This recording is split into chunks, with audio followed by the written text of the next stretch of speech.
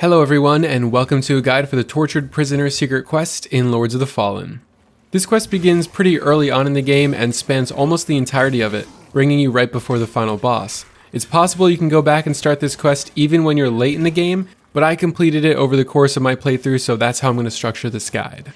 There will be boss and location spoilers in this video, as it's kind of impossible to show the steps otherwise, and throughout the guide I'll reference a few things that you're going to need. Those items are going to be very short separate videos linked in the description, showing you how to get certain keys if you haven't found them already. The very first step of this quest is to use the Skyrest bridge key to access the underground section of Skyrest. There will be a simple umbral entity puzzle here that unfortunately is the only thing that I don't have footage of, but thankfully getting the item you need here is very simple.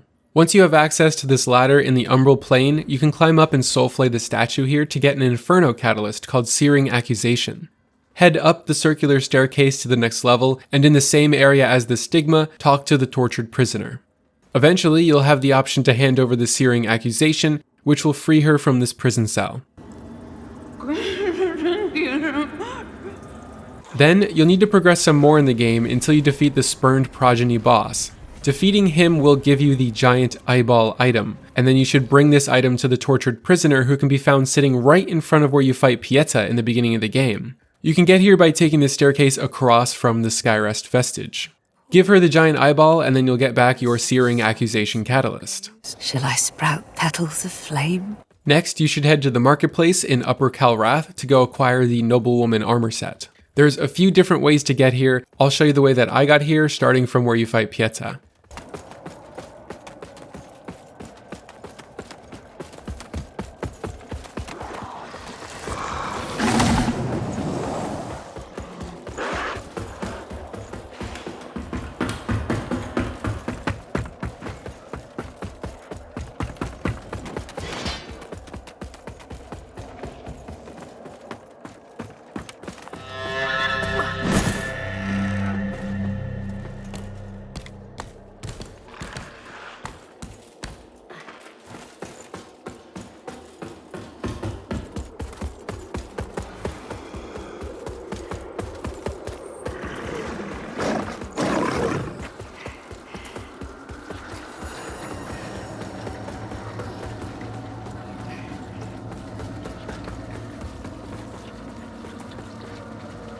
Normally, it would be on the ground right here. You just won't see it in my footage because I had already picked it up. You're going to want to equip all of the pieces of this Noblewoman set and then travel back to the Spurned Progeny boss area.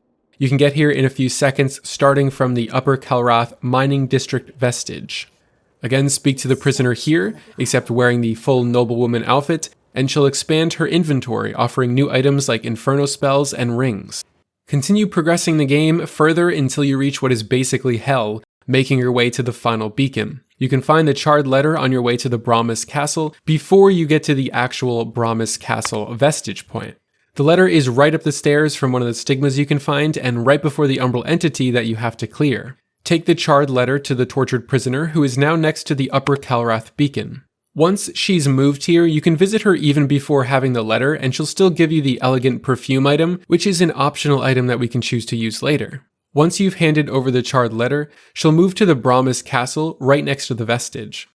Again, you can speak to her here before the next step, and I'd actually recommend buying everything you want from her at this point, because once we fight the next boss, you'll no longer have access to her inventory.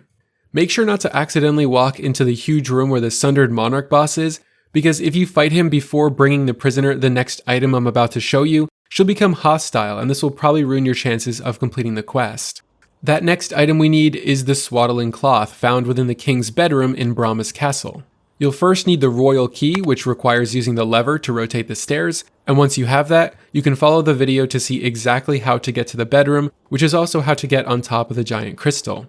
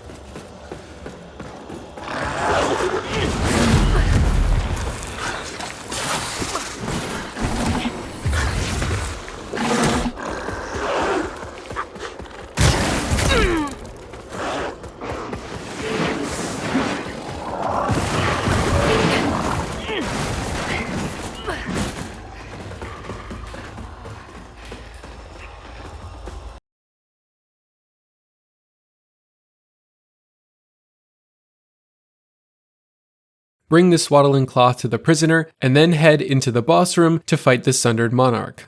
During this boss fight, you can use the elegant perfume she gave you to stun the boss for a short amount of time, but doing so is not required to complete the quest. After beating this boss, you'll find the tortured prisoner waiting for you in the same room. She reveals to you that she's Queen 𝐍𝐞𝐵𝐐𝐵 of Mournstead, and after giving you her ring, she takes her final breath. Once she disappears, you'll get the achievement titled A Queen's Rest. After she's gone, if you return to the spot she was previously standing near the vestige in Bramis Castle, you'll also find a catalyst that she left behind. And that, ladies and gentlemen, is the entire questline from start to finish. If you found this video helpful, please let me know in the comments, I'd really appreciate that.